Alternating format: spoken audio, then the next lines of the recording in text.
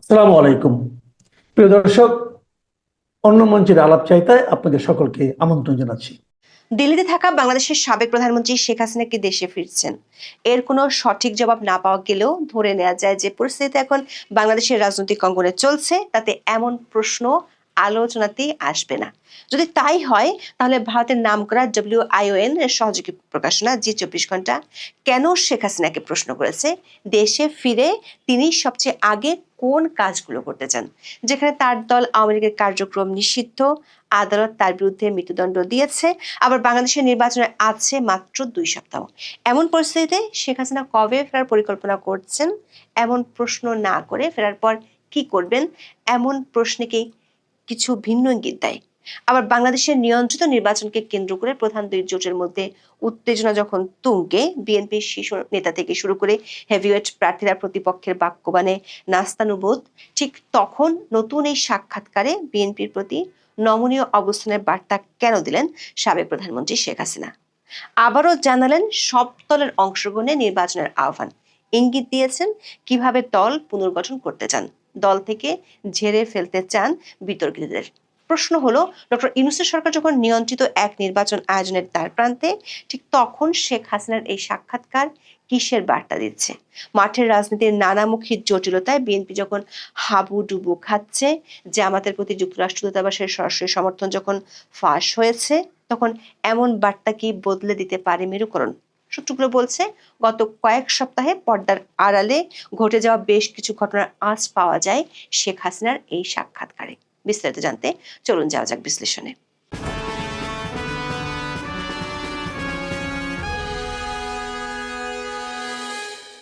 জি 24 কে দেয়া বড়সড় এই সাক্ষাৎকারে বাংলাদেশের সাবেক প্রধানমন্ত্রী শেখ হাসিনাকে প্রথম যে প্রশ্নটি করা হয়েছে সেটি হলো, বাংলাদেশে অবতরণের পর আপনার অগ্রাধিকার কি হবে? দর্শক, একটি সাক্ষাৎকার প্রথম প্রশ্ন হিসেবে এই প্রশ্নটি বেশ আলোচনার দাবি করে, কারণ যাকে এই প্রশ্নটি করা হয়েছে তার বিরুদ্ধে বাংলাদেশের কোর্টের দেয়া মৃত্যুদণ্ডের রায় আছে, তাকে বাংলাদেশের অন্তর্বর্তী সরকার বেশ কয়েকবার ভারত সরকারের কাছে ফেরত চেয়েছে, কিন্তু ভারত সরকার সে আবেদনে কোনো সাড়াই দেয়নি। এমন পরিস্থিতিতে শেখ হাসিনাকে কেন এমন প্রশ্ন করা হলো, যেটির অর্থ হলো শেখ হাসিনা বাংলাদেশে ফিরে গিয়ে কোন বিষয়কে প্রাধান্য দিবেন? দর্শক, সবাই জানে 2024 সালের 5ই আগস্ট আন্দোলনের মুখে আওয়ামী লীগের ক্ষমতা হারানোর পর থেকে বাংলাদেশের সাবেক প্রধানমন্ত্রী শেখ হাসিনা দিল্লিতে আছেন। তার বিরুদ্ধে আন্তর্জাতিক অপরাধ ট্রাইব্যুনালের প্রথম মামলা হয় ওই বছরের 17ই অক্টোবর। তারপর অভিযোগ গঠনের মধ্য দিয়ে শুরু হয়েছিল বিচার। সবশেষে 397 দিনের মধ্যে তার বিরুদ্ধে গত বছরের 17ই নভেম্বর আদালত মৃত্যুদণ্ডের রায় দেন। শেখ হাসিনার বিরুদ্ধে এই পর্যন্ত বাংলাদেশে দায়ের হওয়া মামলার সংখ্যা হলো 583টি। দেশের এমন কোনো থানা নেই যেখানে শেখ হাসিনার বিরুদ্ধে মামলা দায়ের হয়নি। এরই মধ্যে বাংলাদেশের অন্তর্বর্তী সরকার কমপক্ষে 2বার শেখ হাসিনাকে ফেরত দেওয়ার জন্য ভারতের কাছে কূটনৈতিক চ্যানেলে ভার্বাল নোট পাঠিয়েছিল। আবার শেখ হাসিনা ও আওয়ামী লীগের পক্ষ থেকে বলা হয়, 2024 সালের 5ই আগস্ট তার জীবনের ঝুঁকি থাকায় তিনি ভারতে চলে গিয়েছিলেন। দলটির পক্ষ থেকে অভিযোগ করা হয়, শেখ হাসিনাকে হত্যার জন্য ষড়যন্ত্রকারীরা পরিকল্পনা করেছিল। এমন পরিস্থিতিতে ভারতে গিয়ে 17 মাসের বেশি তিনি দিল্লিতে আছেন। এরই মধ্যে তিনি ভারতীয় একাধিক আন্তর্জাতিক গণমাধ্যমে সাক্ষাৎকারও দিয়েছেন। এসব সাক্ষাৎকারে অধ্যাপক ইউনূস ও অন্তর্বর্তী সরকারের সমালোচনা, আওয়ামী লীগকে নিষিদ্ধ করা এবং বাংলাদেশের সংখ্যালঘু সহ তার দলের নেতাকর্মীদের নির্যাতনের প্রসঙ্গই বেশি উঠে এসেছে। যদিও শেখ হাসিনা তার দলের নেতা কর্মীদের উদ্দেশ্যে যেসব অডিও বার্তা দেন সেগুলোতে তিনি বাংলাদেশে ফিরবেন এমন কথা বলতে শোনা গেছে। এছাড়া দু একটি সংবাদ মাধ্যমকে বলেছেন বাংলাদেশে গণতান্ত্রিক সরকার ক্ষমতায় আসলে তিনি ফিরবেন এমন মন্তব্য করেছেন। WION এর সহযোগী প্রকাশনা জি 24 ঘন্টার সাক্ষাৎকারটি সেদিক থেকে বেশ ভিন্ন। তাদের প্রথম প্রশ্নটি ছিল, বাংলাদেশে অবতরণের পর আপনার অগ্রাধিকার কি হবে? যে পরিস্থিতিতে বাংলাদেশের এই সাবেক প্রধানমন্ত্রী শেখ হাসিনা ভারতে আছেন, সেই পরিস্থিতি বিবেচনা করলে এমন প্রশ্ন বেশ আলোচনার জন্ম দিতে পারে। কারণ কখন ফিরছেন এবং কিভাবে ফিরছেন, বা বর্তমান পরিস্থিতি বিবেচনায় তিনি আদৌ ফেরার আশা করেন কিনা, সেসব প্রশ্ন না করে জি 24 ঘন্টার পক্ষ থেকে প্রশ্ন করা হলো, তিনি ফেরার পর কোন বিষয়ে সবচেয়ে বেশি গুরুত্ব দিবেন। তাহলে বিষয়টি কেমন? শেখ হাসিনার ফেরার উপলক্ষ শুরু হয়ে গেছে, যেটি হয়তো জি 24 ঘন্টার এই সাক্ষাৎকারে ইঙ্গিত দেওয়ার চেষ্টা করা হয়েছে। আবার কয়েকদিন আগে শেখ হাসিনার ছেলে সজীব ওয়াজেদ জয় আল জাজিরার সাথে সাক্ষাৎকারে বলেছিলেন শেখ হাসিনার যেহেতু বয়স হয়ে গেছে সে কারণে তিনি সম্ভবত রাজনীতি থেকে অবসর নিতে পারেন। কিন্তু যে 24 ঘন্টাকে শেখ হাসিনা যে উত্তর দিয়েছেন তাতে পরিষ্কার বোঝা যায় তিনি অবসরের চিন্তা করছেন না। মজার বিষয় হলো শেখ হাসিনা দেশে ফেরার পর অগ্রাধিকার ভিত্তিতে কি কি করতে চান এমন প্রশ্নের জবাবে কোনো সানে নজর বা রাগ ঠাক করেননি। তিনি সরাসরি পয়েন্ট আকারে বলেছেন ফেরার পর তার অগ্রাধিকারের বিষয়গুলো কি কি হবে। বলেছেন সাংবিধানিক শাসন ও আইনের শাসন পুনরুদ্ধারে তার অগ্রাধিকার হবে। তার অভিযোগ বাংলাদেশে গত কয়েক মাস ধরে অরাজকতা, গণতান্ত্রিক সহিংসতা, নির্বিচারে আটক এবং বাংলাদেশের গণতান্ত্রিক প্রতিষ্ঠানগুলোকে পদ্ধতিগতভাবে ধ্বংস করে দিয়েছে বর্তমান অন্তর্বর্তী সরকার। শেখ হাসিনা ইউনূস পরবর্তী যুগে অধ্যাপক ইউনূস যা যা ধ্বংস করেছেন তা পুনর্নির্মাণ করতে চান। দাবি করেছেন বাংলাদেশের দ্রুত বর্ধনশীল অর্থনীতি স্থবির হয়ে পড়েছে এবং বৈদেশিক বিনিয়োগ প্রায় বন্ধ হয়ে গেছে। যুবক, কৃষক ও শ্রমিকদের কর্মসংস্থানের সুযোগ বিলুপ্ত হয়ে গেছে। ধর্মনিরপেক্ষ ভিত্তিগুলো আক্রমণ করা হয়েছে এবং ধর্মীয় সংখ্যালঘুরা প্রতিদিন আতঙ্কের মধ্যে বসবাস করছে। দেশের আইনের শাসন নেই, এর পরিবর্তে যা বিদ্যমান তা হলো মব সন্ত্রাসবাদ। বাংলাদেশের সাবেক প্রধানমন্ত্রী এগুলো বলছেন ক্ষত এবং এসব ক্ষত নিরাময়ের জন্য আস্থা ফিরিয়ে আনতে এবং দেশকে অগ্রগতির পথে ফিরিয়ে আনার জন্য বাংলাদেশে গণতান্ত্রিক ম্যান্ডেট সম্পর্কিত একটি সরকার প্রয়োজন বলে দাবি করেছেন। সেই সঙ্গে সবার অংশগ্রহণে একটি গ্রহণযোগ্য নির্বাচনের উপর আবারও জোর দিয়েছেন। বলেন বাংলাদেশে একটি গণতান্ত্রিক ম্যান্ডেট প্রাপ্ত সরকার প্রয়োজন যারা বর্তমান ক্ষত সারিয়ে তুলবে, আস্থা ফিরিয়ে আনবে এবং দেশকে আবার অগ্রগতির পথে ফিরিয়ে নেবে। সে ধরনের কোনো নির্বাচন আয়োজন করা হলে আওয়ামী লীগ যে কোনো ফল মেনে নিতে প্রস্তুত বলেও জানান শেখ হাসিনা। বলেন আওয়ামী লীগ সরকারে হোক বা বিরোধী দলে যে কোনো অবস্থানে থেকে দেশের সেবা দিতে প্রস্তুত। যে 24 ঘন্টার পক্ষ থেকে দ্বিতীয় প্রশ্ন ছিল তারেক রহমান এবং বিএনপি কি বিশ্বাসযোগ্য, এই প্রশ্নের জবাবে বিএনপির প্রতি নমনীয় বার্তা দিয়েছেন শেখ হাসিনা। বলেন সংসদীয় রাজনীতিতে প্রতিদ্বন্দ্বী দল হিসেবে বিএনপি ও আওয়ামী লীগের সম্পর্কের ইতিহাস অনেক পুরনো। আওয়ামী লীগ সরকারে থাকার সময় বিএনপি বিরোধী দলে ছিল, আবার তারা যখন সরকারে ছিল আওয়ামী লীগের অবস্থান ছিল বিরোধীদের অবস্থানে। এভাবেই গণতন্ত্র কাজ করে এবং সুস্থ বিরোধিতা শাসন ব্যবস্থাকে শক্তিশালী করে। আওয়ামী লীগবিহীন মাঠের বর্তমান বাস্তবতা বিএনপি ও তারেক রহমানের জন্য অত্যন্ত কঠিন বলেও সতর্ক করেন শেখ হাসিনা। দর্শক, শেখ হাসিনা যে কঠিন পরিস্থিতির কথা বিএনপির জন্য বলেছেন তার অনেকটা আজ বাংলাদেশের ভোটের মাঠে দেখা যাচ্ছে। শেখ হাসিনার এই সাক্ষাৎকার প্রকাশের দিনই সকাল থেকে জামাত নেতৃত্বাধীন জোট বিএনপির শীর্ষ নেতৃত্বকে লক্ষ্য করে সরাসরি কামান দাগাতে শুরু করেছে। এর মধ্যে বিভিন্ন আসনে দেখা যাচ্ছে রক্তক্ষয়ী সংঘাত। অন্তর্বর্তী সরকার পরিকল্পিত নির্বাচনের তারিখ যতই এগিয়ে আসছে মাঠে ততই নানামুখী চাপে পড়ছে বিএনপি। ঢাকা ৮ আসনে জামাত নেতৃত্বাধীন 11 দলীয় জোটের প্রার্থী ও এনসিপি নেতা নাসিরুদ্দিন পাটোয়ারির উপর ডিম নিক্ষেপ ও তার পরের ঘটনা নিয়ে 27 জানুয়ারি দিনভর মেতেছিল ফেসবুক। হাবিবুল্লাহ ভার কলেজে নাসিরুদ্দিনের উপর ডিম হামলা হয়। এই ঘটনার জন্য প্রতিদ্বন্দ্বী প্রার্থী বিএনপির জ্যেষ্ঠ নেতা মির্জা আব্বাসকে দায়ী করে তীব্র ভাষায় কটাক্ষ এসেছে এনসিপির পক্ষ থেকে।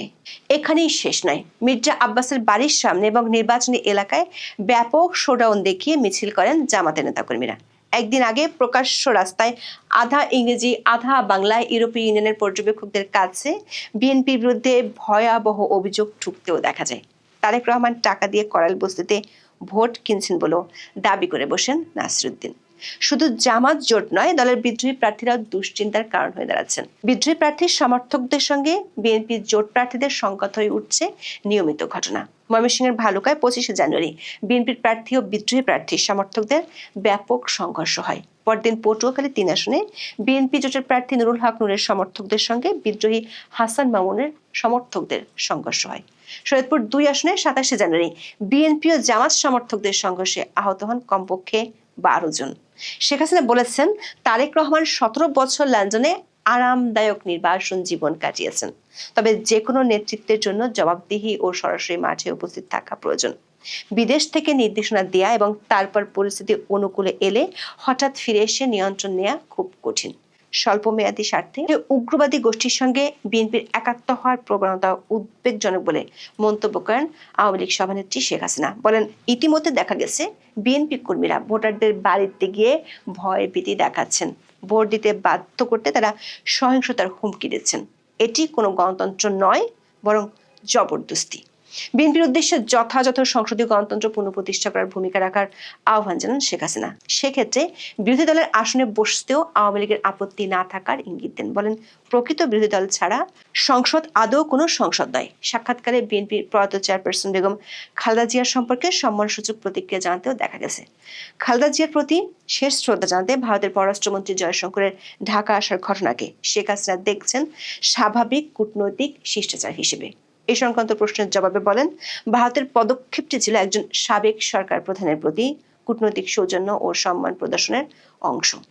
খালেদা জিয়ার রাজনৈতিক জীবনের ভূমিকা অস্বীকার করার উপায় নেই। জাতির প্রতি তার অবদান ছিল গুরুত্বপূর্ণ। তার মৃত্যুতে পরিবার এবং শোকাহত সমর্থকদের প্রতি সমবেদনা জানান আওয়ামী লীগের সভানেত্রী। এরপরে তিনি বাংলাদেশে ভারতের মৌলিক স্বার্থ অপরিবর্তিত আছে মন্তব্য করেন। বলেন, ভারত বাংলাদেশে একটি নির্ভরযোগ্য অংশীদার চায়, যারা স্থিতিশীলতা বজায় রাখতে পারে, সংখ্যালঘুদের সুরক্ষা দিতে পারে, প্রতিশ্রুতি রক্ষা করতে পারে এবং আঞ্চলিক সহযোগিতা অব্যাহত রাখতে সক্ষম। বর্তমানে সেই অবস্থাটি নেই দাবি করে শেখ হাসিনা বলেন, উগ্রবাদীরা ধর্মীয় সংখ্যালঘুদের আতঙ্কের মাঝে রেখেছে। তারা সাংবাদিকদের হুমকি দিচ্ছে এবং কূটনৈতিক স্থাপনায় হামলা চালাচ্ছে। এটি বাংলাদেশ ভারত কোনো দেশেরই স্বার্থ রক্ষা করছে না। তবে তিনি বিশ্বাস করেন, একদিন দুই দেশের স্বাভাবিক অংশীদারিত্ব পুনরুদ্ধার হবে। G24 একটি প্রশ্ন ছিল বাংলাদেশের রাজনীতিতে কোণঠাসা হয়ে পড়া আওয়ামী লীগের পুনর্গঠন নিয়ে। শেখ হাসিনা জবাবে আওয়ামী লীগের নেতৃত্ব পুনর্গঠনের উদ্যোগ নেওয়ার ইঙ্গিত পাওয়া গেছে। তিনি দাবি করেছেন, আওয়ামী লীগ কখনোই একটি পরিবারের দল ছিল না। এটি কোটি কোটি বাংলাদেশের দল, যারা গণতন্ত্র, স্বাধীনতা এবং 1971 সালের মূল্যবোধে বিশ্বাস করে। তবে বর্তমান সংকট দলের কোথায় কোথায় সংস্কার প্রয়োজন তা দেখিয়ে দিয়েছে। শেখ হাসিনা বলেছেন, তিনি কোন ধরনের নেতা খুঁজছেন দল পুনর্গঠনের জন্য। বলেছেন, এখন এমন নেতাদের প্রয়োজন যারা নতুন প্রজন্মের সঙ্গে সংযোগ স্থাপন করতে পারেন। তারা শহর ও গ্রামীণ এলাকায় তরুণদের চ্যালেঞ্জগুলো বুঝতেও সক্ষম হবেন। তবে তার আগে প্রয়োজন মনে করেন একটি গণতান্ত্রিক পরিবেশ। কারণ হিসেবে তিনি বলেছেন, একটি দল যখন নিষিদ্ধ থাকে, হাজার হাজার সমর্থককে নির্বিচারে আটক এবং নির্যাতন করা হয়, দলের সদস্যপদ থাকাকে অপরাধ হিসেবে গণ্য করা হয়, তখন কোনো রাজনৈতিক দলের সংস্কার করা সম্ভব নয়। দর্শক, সাক্ষাৎকারে জামাত এনসিপিকে তীব্র ভাষায় আক্রমণ করেছেন শেখ হাসিনা আর দল দুটির প্রশ্রয়দাতা হিসেবে অভিযুক্ত করেন ডক্টর মোহাম্মদ ইউনূসকে। এর মাধ্যমে বিএনপির প্রতি নমনীয় দৃষ্টিভঙ্গিও পরিষ্কার হয়েছে। সেই সঙ্গে বিশেষভাবে জোর দেন মুক্তিযুদ্ধের চেতনা, ধর্মনিরপেক্ষ, গণতান্ত্রিক ও সমৃদ্ধ বাংলাদেশের উপর। দাবি করেন, ভয় ও বর্জনের উপর গড়ে ওঠা শাসন ব্যবস্থা দীর্ঘস্থায়ী হবে না। প্রশ্ন হলো, শেখ হাসিনা এই বার্তা কি বিএনপিকে নতুন কোনো মেরুকরণে আগ্রহী করবে, নাকি নিজেদের ঠিক করে ছকে এগোতে অটল থাকবেন তারেক রহমান? আওয়ামী লীগের এই কঠিন সময়ে শেখ হাসিনা দেশে ফেরার বার্তা দিচ্ছেন কেন? তিনি কি আসলেই দেশে ফিরতে পারছেন সহসা? শেখ হাসিনা প্রতিদিন কোথাও না কোথাও বক্তব্য দেন, কোথাও না কোথাও কথা বলেন। আজকে তারই একটি কথা নিয়ে আমরা আলাপ করব। বিএনপি যদি সরকার গঠন করে, আমি আশা করব তারা আওয়ামী লীগের উপর থেকে নিষেধাজ্ঞা তুলে নিয়ে প্রকৃত সংসদীয় গণতন্ত্র ফিরিয়ে আনবে।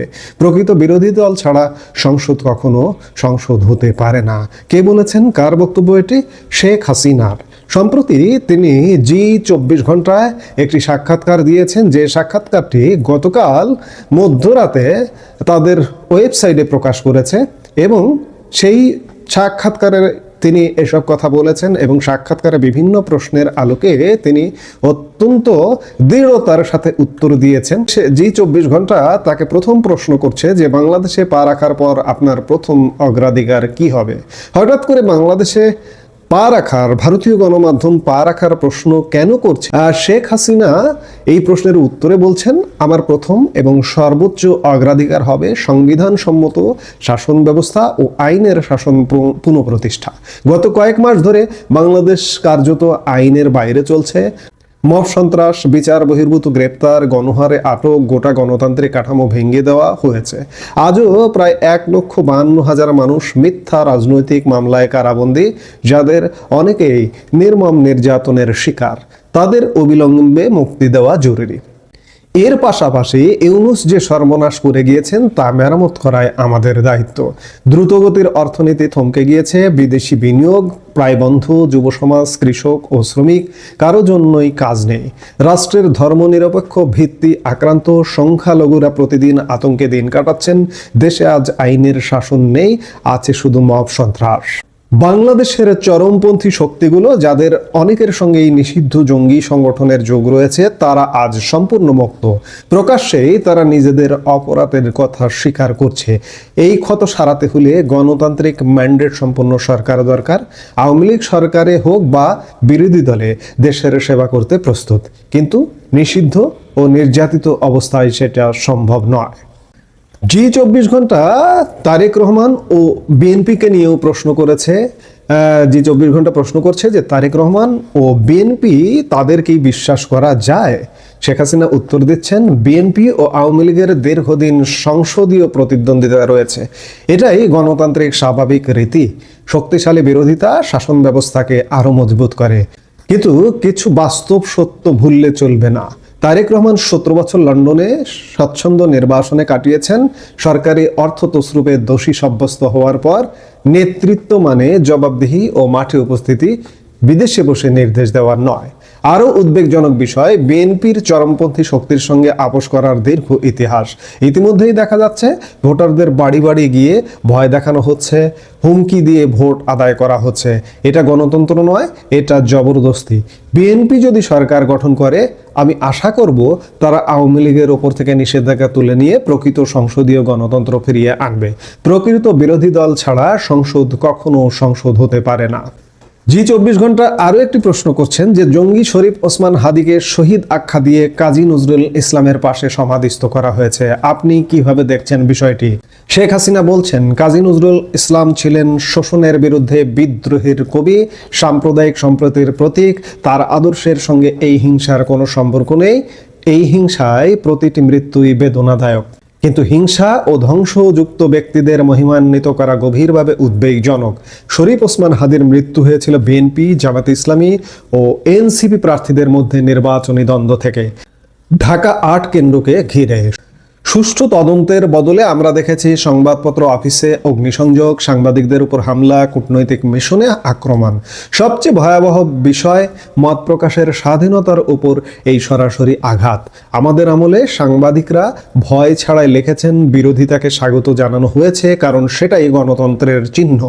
আজ যিনি কোনো নির্বাচনী ম্যান্ডেট ছাড়াই ক্ষমতায় এসেছেন, যার উত্থান রক্তপাত ও অগ্নিসংযোগের মাধ্যমে, তার কাছ থেকে হিংসার প্রশংসা অস্বাভাবিক নয়। জি24 ঘন্টা প্রশ্ন করছেন, ভারতের বিদেশমন্ত্রী এস জয়শঙ্কর খালেদা জিয়ার শেষকৃত্যে উপস্থিত ছিলেন। বিএনপি ভারত সম্পর্ককে কিভাবে দেখছেন? শেখ হাসিনা বলছেন, এটি কূটনৈতিক সৌজন্য। খালেদা জিয়া একজন প্রাক্তন প্রধানমন্ত্রী, তার রাজনৈতিক ভূমিকা অস্বীকার করা যায় না। আমি তার পরিবার ও সমর্থকদের প্রতি সমবেদনা জানাই। তবে ভারতের মূল স্বার্থ অপরিবর্তিত, বাংলাদেশে স্থিতিশীল ও বিশ্বাসযোগ্য অংশীদার থাকা। যে দেশ সংখ্যালঘুদের সুরক্ষা দেবে, আন্তর্জাতিক অঙ্গীকার মানবে এবং আঞ্চলিক সহযোগিতা বজায় রাখবে। আজকের পরিস্থিতি, যেখানে চরমপন্থী সংখ্যালঘু সাংবাদিক ও কূটনৈতিক প্রতিষ্ঠানে হামলা চালাচ্ছে, কোনো দেশেরই স্বার্থে নয়। ভারত বাংলাদেশ সম্পর্ক বহু দশকের বিশ্বাস ও সহযোগিতার ফল। আমি নিশ্চিত একদিন সেই স্বাভাবিক অংশীদারিত্ব আবার ফিরে আসবে। জি24 ঘন্টার আরও একটি প্রশ্ন, দল পুনর্গঠনের পরিকল্পনা কি? নতুন প্রজন্মের ভূমিকা কোথায়? শেখ হাসিনা উত্তর দিচ্ছেন, আওয়ামী লীগ কোনো পরিবারের সম্পত্তি নয়, এটি লক্ষ লক্ষ বাংলাদেশের দল, যারা 1971-এর আদর্শে বিশ্বাস করেন। গ্রাম থেকে শহর, দল সর্বত্র প্রথিত। এই সংকট আমাদের দেখিয়েছে কোথায় পরিবর্তন প্রয়োজন। নতুন প্রজন্মের কণ্ঠস্বর, ডিজিটাল যুগ বোঝা নেতৃত্ব, সবই জরুরি। তরুণদের দাবি একেবারে যুক্তিসঙ্গত, আমরা তা গুরুত্ব দিয়েই শুনছি। তবে দল নিষিদ্ধ অবস্থায় হাজার হাজার কর্মী কারাগারে, সদস্য হওয়ায় যেখানে অপরাধ, সেখানে প্রকৃত পুনর্গঠন সম্ভব নয়। জি24 ঘন্টার শেষ প্রশ্ন, গত 1 বছর কিভাবে কাটালেন? দলের সঙ্গে যোগাযোগ কি আপনাকে শক্তি দেয়? শেখ হাসিনা বলছেন, দূর থেকে দেখছি আমরা যা গড়ে তুলেছিলাম সব ভেঙে দেওয়া হচ্ছে। অর্থনীতি, সম্প্রীতি, প্রাতিষ্ঠানিক স্থিতিশীলতা সবই যন্ত্রণা হয়েছে। কিন্তু একই সঙ্গে দেখেছি অসাধারণ সাহস, নির্যাতন ও কারাবাসের মধ্যেও আমাদের কর্মীরা বিশ্বাস ছাড়েননি। সাংবাদিকরা ভয় উপেক্ষা করে সত্য লিখছেন, সাধারণ মানুষ ঝুঁকি নিয়ে মুখ খুলেছেন। এই যোগাযোগই আমাকে শক্তি দেয়। আওয়ামী লীগ শুধু একটি দল নয়, এটা 1971-এর স্বপ্ন। ভয় আর দমন দিয়ে সেই স্বপ্ন মুছে ফেলা যায় না। আমি ধৈর্য ধরেছি, কারণ ভয় ও বর্জনের উপর দাঁড়ানো শাসন টেকে না। বাংলাদেশ শেষ পর্যন্ত তার মানুষেরই থাকবে। শেখ হাসিনা সর্বশেষ কথাটি বললেন, বাংলাদেশ শেষ পর্যন্ত তার মানুষেরই থাকবে, অর্থাৎ বাংলাদেশ হারবে না। এবং শেখ হাসিনা বিএনপিকে নিয়ে একটা কথা বলেছেন যে বিএনপি ক্ষমতায় আসে নিশ্চয়ই আওয়ামী লীগের উপর নিষেধাজ্ঞা তুলে দেবে এবং একটি শক্তিশালী কার্যকর বিরোধী দল আসবে। কখন আসবে সেটি শেখ হাসিনাও কি মেনে নিয়েছেন যে এই সামনে নির্বাচনটা হয়ে বিএনপি ক্ষমতায় আসছে এমনটা? এবং শেখ হাসিনা এমন কথা কেন বলছেন? ভারত কিংবা পশ্চিমা বিশ্ব নানান কথা, নানান আলাপ গণমাধ্যমে আসে, আলাপ হয়, কিন্তু আসলে কি হচ্ছে? 12 ফেব্রুয়ারি নির্বাচন পরবর্তী সময়ে বিএনপিকে ক্ষমতা গঠন করছে এবং ক্ষমতা গঠন পরবর্তী সময়ে আওয়ামী লীগের ওপেন করে দিচ্ছে, আওয়ামী লীগ রাজনীতিতে ফিরছে।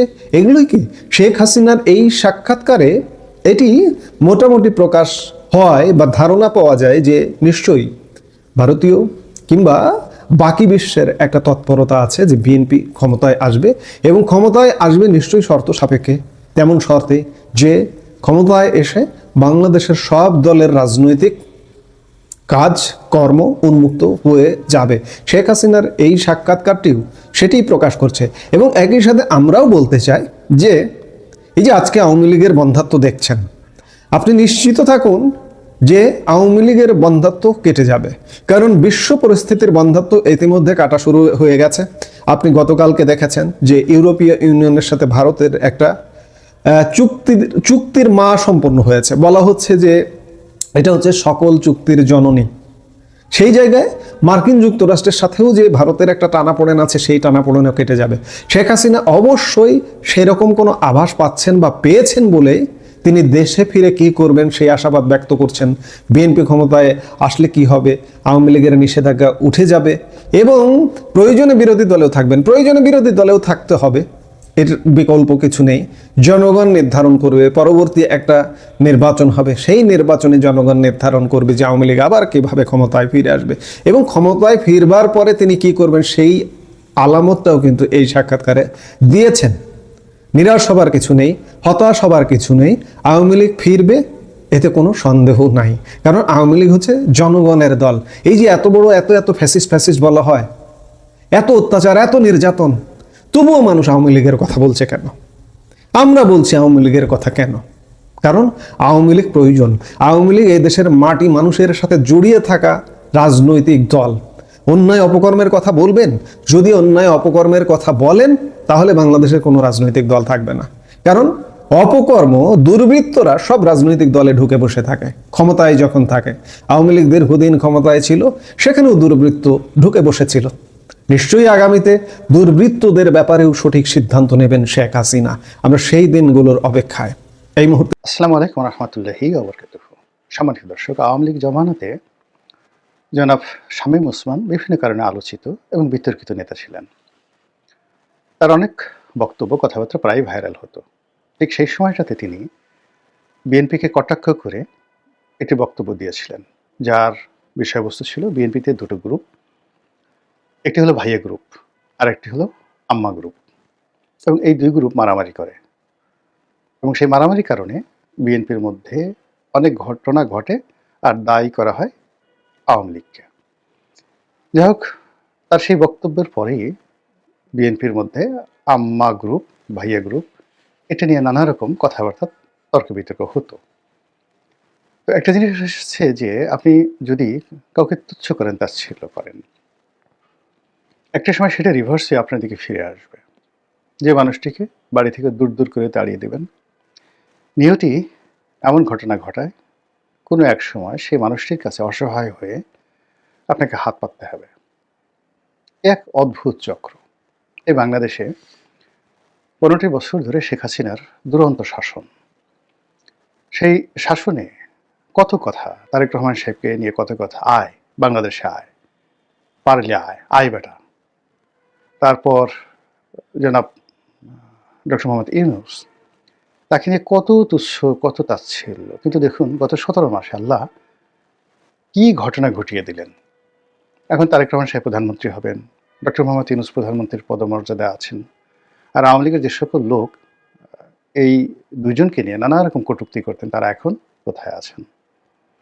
আবার আগামীতে এখন আওয়ামী লীগের যাদেরকে নিয়ে তুচ্ছ তাচ্ছিল্য করা হচ্ছে তারা যে আবার ফিরে আসবেন না, আবার ক্ষমতায় বসবেন না, এই কথাও কিন্তু বলা যায় না। নিয়তির এই যে চক্র, এটা চলতে থাকে মানুষকে পরীক্ষা করার জন্য, মানুষের ওজন দেখার জন্য, এবং এই পৃথিবীকে ভাব বৈচিত্র্যে অপূর্ব করার জন্য।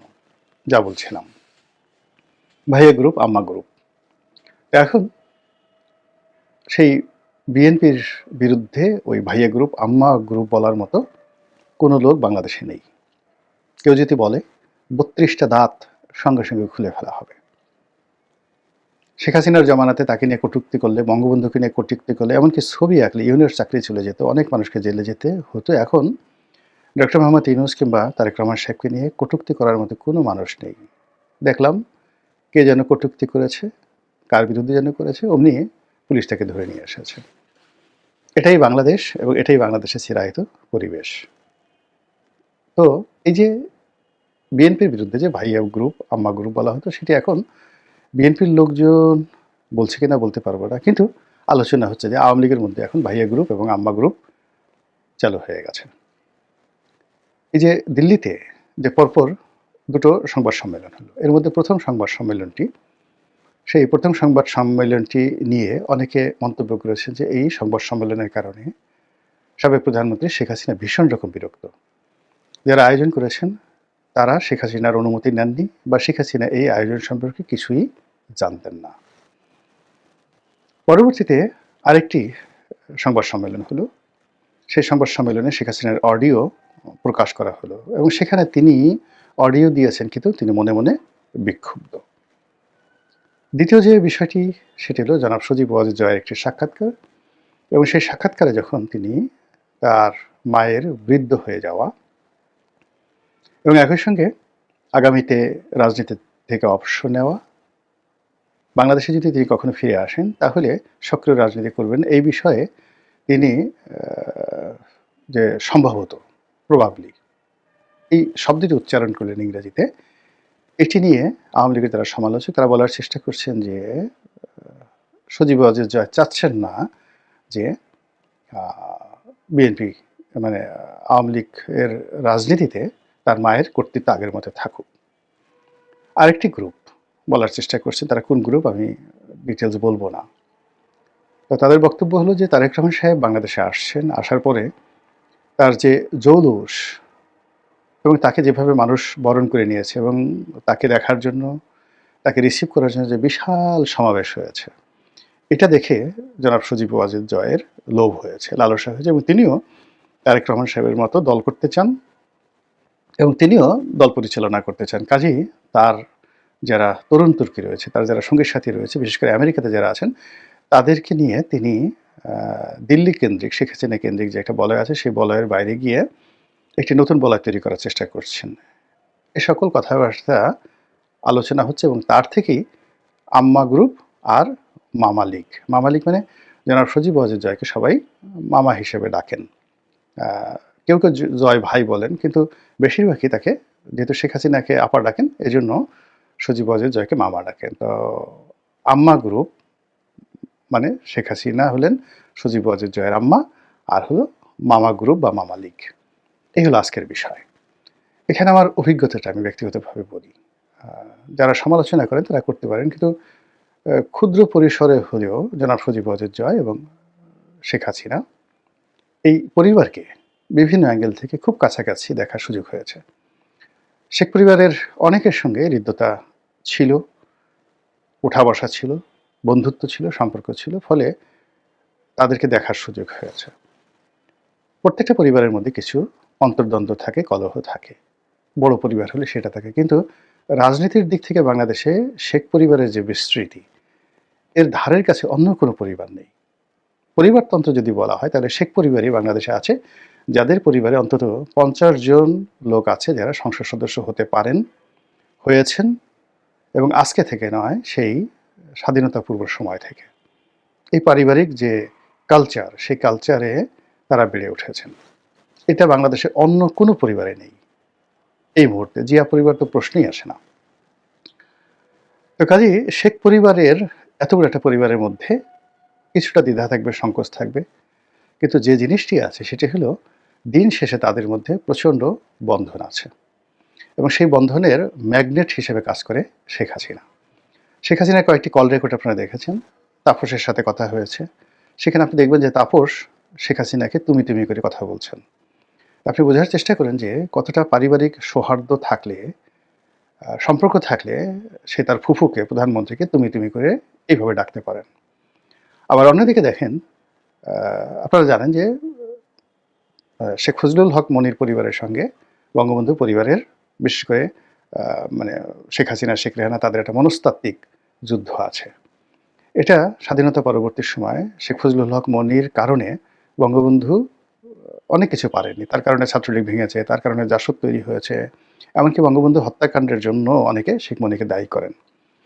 কিন্তু এত কিছুর পরেও সম্পর্কটা কোন পর্যায়ে দেখেন যে বাংলাদেশ যখন উত্তাল, শেখ হাসিনা ক্ষমতা হারাবেন, তাপস পালিয়ে যাবেন, এটা যখন শতভাগ নিশ্চিত, তখন তাপস শেখ হাসিনাকে দেখার জন্য, তার সাথে দেখা করার জন্য উদগ্রীব। বোঝার চেষ্টা করেন। দ্বিতীয়ত, শেখ হাসিনা আবার তাপসের টেলিফোন ধরে প্রথমে বলল, বাবা তুমি কেমন আছো? মানে এই যে বাবা বলে সে ডাকটা দিলেন, তাপসকে বাবা বলে ডাকের মধ্যে আর জয়কে ডাকার মধ্যে কোনো পার্থক্য ছিল না। এটা হলো পারিবারিক বন্ধন, পারিবারিক সম্পর্ক, পারিবারিক লিগেসি, ঐতিহ্য, এবং যেটা শেখ হাসিনা মেনটেন করেন। আরেকটা উদাহরণ দিই। আমাদের ফরিদপুরে সেই সভাপতি ছিল বিপুল ঘোষ,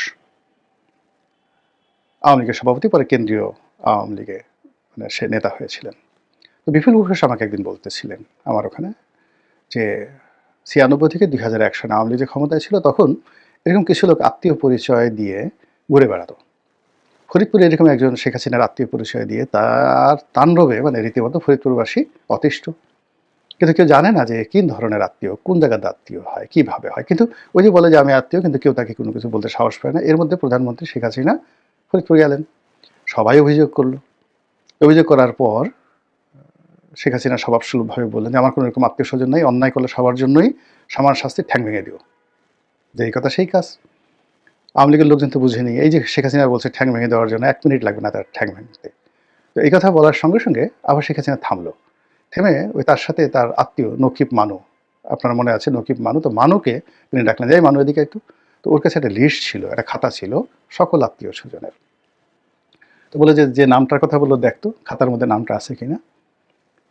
তো পরে দেখা গেল খাতার মধ্যে নাম আছে অনেক দূরের একটা সম্পর্ক। তখন তিনি বিপুল ঘোষ বা অন্যান্য সব নেতাদেরকে বললেন, থাক, মারার দরকার নাই, ঠ্যাং ভাঙার দরকার নাই, একটু বুঝেই শোনাই রাখো। তো এটা হলো শেখ হাসিনার যাকে বলে contribution, emotion to her family member. এটা যারা মানে বাইরে আমরা মানে সেই ইচ্ছা মতো গালাগালি করবে, তাপসকে গালাগালি করবে, পরশকে গালাগালি করবে, তারপরে শেখ সেলিমকে গালাগালি করবেন, তারপর অন্য সবাইকে গালাগাল করবেন, কিন্তু বাইরের কোনো লোক যদি এদের কাউকে কোনো টু শব্দ করে অমনি সবার আগে শেখ হাসিনা বাঘের মতো ঝাঁপিয়ে পড়বেন। এটা আমি দেখেছি, এবং এই সম্পর্কটা ধীরে ধীরে ধীরে ধীরে মানে শেখ রেহানার সাথে শেখ হাসিনার সাথে কোন পর্যায়ে আপনারা কল্পনা করতে পারবেন না। আর জয়ের সাথে তার যে কি সম্পর্কটা, ওটা আমি জানি। ফলে পূবের চার যদি পশ্চিমে ওঠে, সারা দুনিয়ার যদি ধনসম্পদ দেয়া হয়, তাহলেও শেখ হাসিনা কখনো চাননি যে রাজনীতির মতো এমন একটা ঝুঁকিপূর্ণ পেশায় তার সন্তানরা আসুক। 2009 সালে আমরা অনেক চেষ্টা করেছি। আমরা প্রায় 40 জনের মতো তরুণ সংসদ সদস্য ছিলাম, এবং আমি তাদের মধ্যে প্রধানতম ছিলাম। তাপসকে ফ্রন্টলাইনে আনার জন্য, তারপরে জয়কে নেতা বানানোর জন্য আমরা সবাই চেষ্টা করেছি। তখন পলক, শাহরিয়ার এদের উদ্ভবই হয়নি। কিন্তু নেত্রী সেটা চাননি, উনি সেটা পছন্দ করেননি। ইভেন জয়ের সঙ্গে আমরা যখন কথাবার্তা বললাম, জয়ও ঠিক ওরকম সিরিয়াস না। পরবর্তীতে বিভিন্ন কারণে সে একবার দুবার বিভিন্ন জায়গা থেকে গেছে, সেটা আরাফাত আসছে বা খোকন আসছে, অন্যান্য যারা তরুণ আসছে, এটা অনেক পরে, এটা হয়তো 16-17 সনের পরে। কিন্তু 14 সন পর্যন্ত জয়ের মধ্যে রাজনীতি করার কোনো আগ্রহ ছিল না, ন্যূনতম আগ্রহ ছিল না।